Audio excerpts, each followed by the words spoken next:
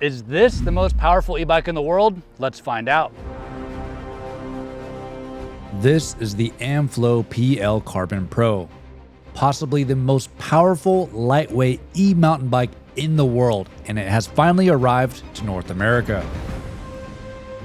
So right off the bat, let's talk power, because this Avinox motor set the benchmark that all other brands are now trying to reach. This motor can generally push out 105 Newton meters of torque and up to 1,000 watts and 120 Newton meters of torque in boost mode. To put that into perspective, I ride with a power meter, and 1,000 watts is like me doing an all-out sprint, so this motor is stronger than I am. Tucked away in the Amflow frame is a huge capacity 800 watt-hour battery, making this a full power e-bike. With a fast charger, it's capable of charging from 0 to 75% in about an hour and a half. But with this much power and torque, how long will an 800 watt-hour battery last? Well, we'll find that out later in the video. So quick disclaimer, this bike was sent to me to make this review video, and I do get to keep the bike, and I couldn't be happier. It arrived in a typical large bike box, about 95% built, very little assembly needed, definitely no technical skills or specialty tools required. This Amflow bike has 150 millimeters rear travel, 160 up front with a 64.2 head tube angle and a 444 chainstay. And I went with a size large. I'm 5'9", and I think a 472 reach is perfect for me. And out of the box, this thing is full 29er, but there's a flip chip to go mullet or mixed wheel.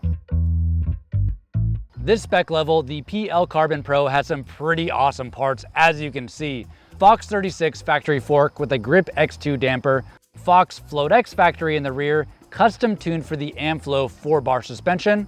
The drivetrain is a SRAM XO transmission group set, and the best part, it's hardwired to the e-bike battery, and that's the best way to do it. The wheels are Amflow branded carbon with formula hubs and 78 points of engagement. And to top it all off, a Fox transfer dropper post with 180 millimeters travel in a size large. With this being a top spec model, it retails for $10,199, and the silver PL Carbon retails for $74.99. And that is pricey, but we are talking the top spec, most powerful e-bike in the world. And if you compare it to something like a S-Works Turbo Levo, this one has more power and it's less money.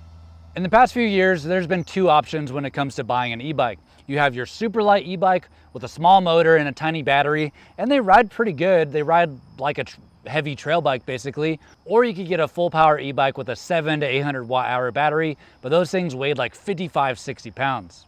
Well, this Amflow merges that together and is a full power, lightweight e-bike weighing 42 pounds in size medium. But all right, story time. Back in late 2023, I got sent a prototype of this bike, and the frame didn't even have a name yet. But when I was putting it together, there was one big problem. It had headset cable routing.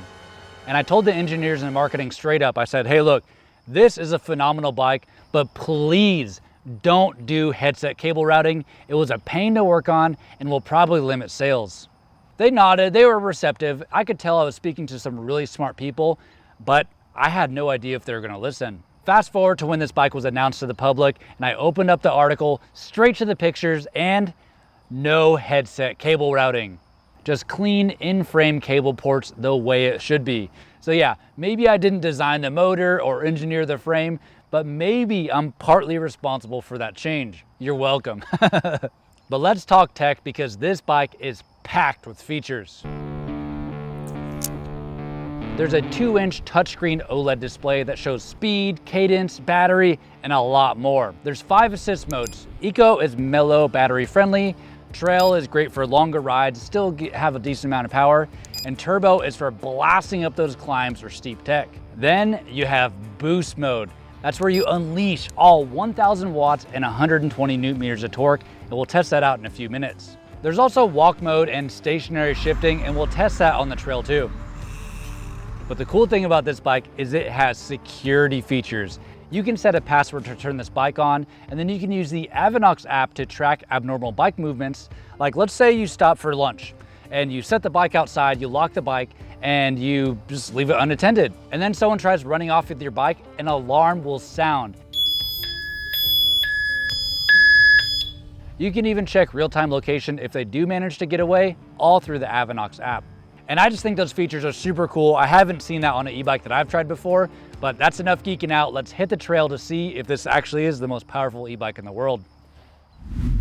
So I did a test ride earlier to figure out all the tech with this bike, and I'm glad I did because this Avinox unit is way more than just a motor. It logged my ride, uploaded it to Strava, and even tracked my power, like the actual watts that I'm pushing into the pedals. And that's huge for me because I've been taking my health seriously. Last year, I dropped 20 pounds. I got pretty overweight there, and now I track my calories burned on every ride so I can refuel properly. And here's the crazy part. My Garmin said I burned 900 calories on this morning's ride, but the bike showed that I burned 250. And since this is reading actual power that I'm putting in, I trust the bike way more than I do the Garmin, even though this is tracking heart rate. But all right, let's hit the trail and I'll show you the power of this bike.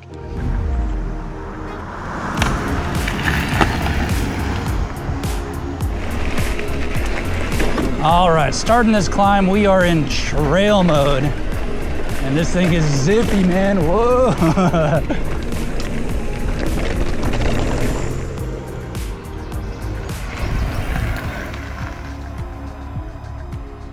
Okay, here's what I'm talking about. The bike is giving me some power assist, and it's actually tracking how hard I'm pressing on the pedals, like a built-in power meter. So in that first ride on trail mode, it said I was doing about 140 watts. And right now I'm doing like 160, 170.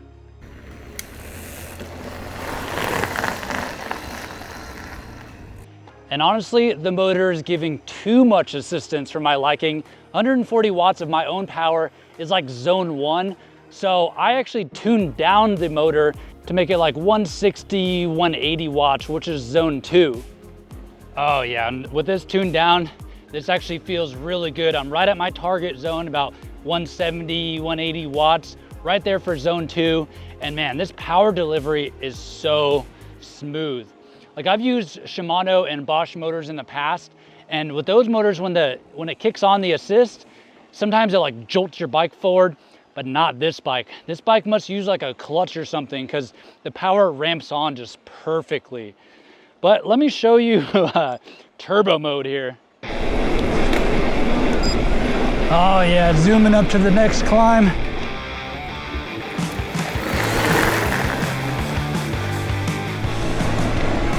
It's cameraman Phil here. Excuse me, sir. Yeah, this is fast. Whoa. Wow, man, this e-bike is fun. I actually had to wean myself off of e-bikes, so that's all I was riding for a while. It's been 2 months since I've touched an e-bike, but I got my heart rate monitor hooked up to this head unit here, and it says my heart rate is 115. So, man, I'm fresh right now.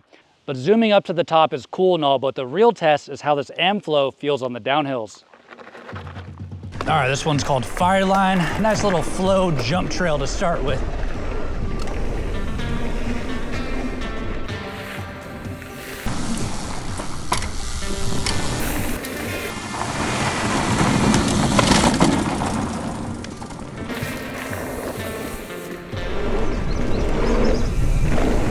Yeah, so this bike feels really stout. It honestly gives me vibes the same as the Santa Cruz Vala, and I can just let this bike eat. Oh, overshoot, whoa.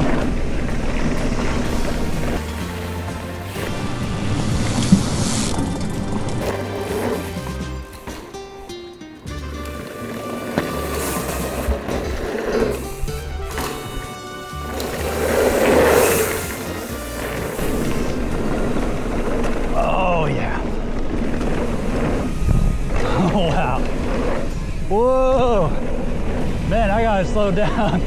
Going a little fast here. Whoa. Oh man, this is great, man.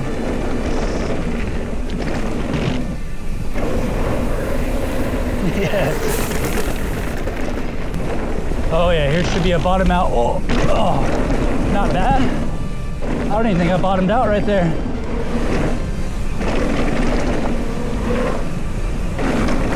Oh, big jump right here.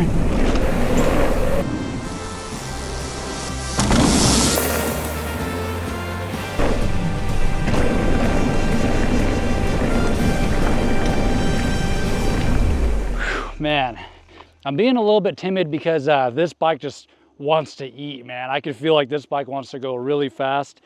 And I'm just looking at this thing and I don't even think that this bike looks like an e-bike. I can't believe they squeezed an 800 watt-hour battery into this thing. And when I prototype tested this bike, it was set up as a mullet, and this bike comes as a full 29. I thought I would miss that, but I don't even notice that it's not a mullet. So I wouldn't change that. And these Magura brakes, I wasn't so sure about them, but they feel fine too. I wouldn't change any of that. And before I go hit a 12-foot drop and some chunk, I gotta mention one thing. So if you go into the menu of this Avinox unit, you can actually change the speed limit. Right here, you can go into class 3 mode and it gives a little warning sign and it has the speed limiter at 28 miles per hour. And it says to abide by the rules of the road. So I guess that's for riding on the road. And I wouldn't even want to go 28 miles an hour on a trail. It's good enough as is, but let's go class 3 mode and test out how fast this thing goes. All right, 28 miles an hour, here we go. Oh yeah, here we go. Let's hit top speed. Uh-oh.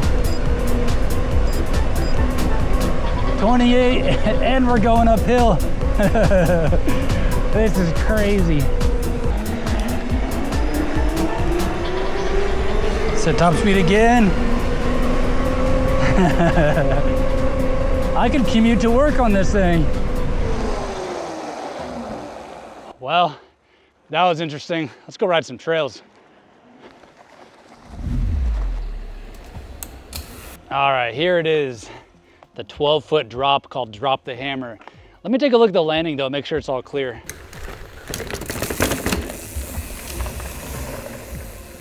Oh man, I hate looking over the edge like this, but this bike should handle it fine. I gotta back up. All right, time to hit the drop. And I've hit this a bunch of times before, and I actually take a pedal into the drop. And on an e-bike, sometimes the motor still has a delay. When you let off the pedals, it still delivers power. Well, on the Avinox app, I have that turned as low as possible, so it should shut off right away. All right, let's hit it. Dropping.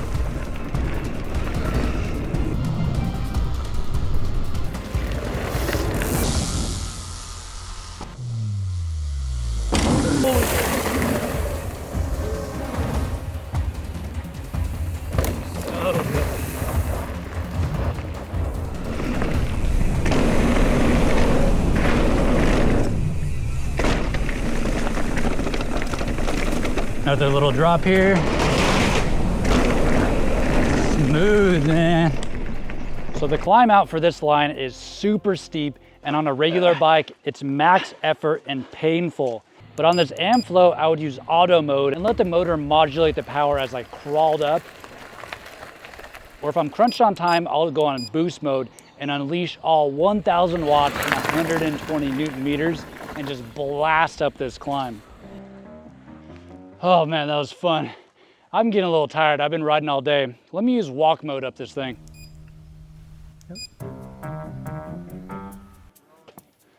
Oh yeah, this is good right here. And check this out. It has like a hill assist, so it won't let me go backwards right there. It won't roll backwards. Well, the last trail we're gonna do is a chunk trail, and I'm in the wrong gear. Check this out. Oh, wrong way.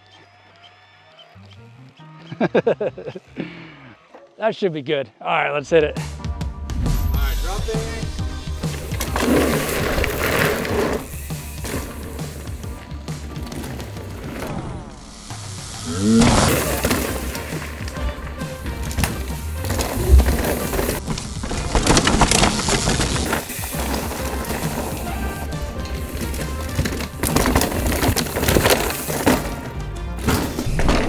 All right, this bike eats up the chunk, man. And I spent a lot of time getting it ready earlier today, and I did bracketing with the suspension, and I have the rebound set really fast. Uh-oh, that's where the tree is down. All right, we're back. And I also have the compression set up pretty fast too.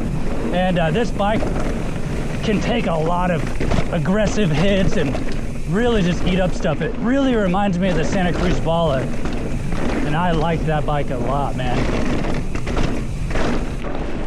Here comes a rock garden coming up.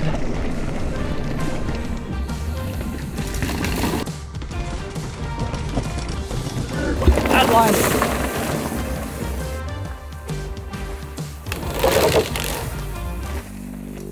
Well, final thoughts on this bike. With the 2 rides I did today, messing around with all the modes and Cat 3 or whatever it was on the road, I got 10 to 12 miles and the battery is at 75%. So I think the range is easily 40 miles. But is this the most powerful e-bike in the world? I think so, but it's more than that. With all the smart features, this bike is an experience. And I really like all the data tracking, and I really think that this bike will be a great training tool for recovery rides. And a huge thanks to Amflow for sending me this bike. If you want to learn more or buy one for yourself, click the link in the description and let me know your thoughts down below about this bike or what you would change on it. And should I try one of those new Fox podium forks? I think that'd be pretty sick on this bike.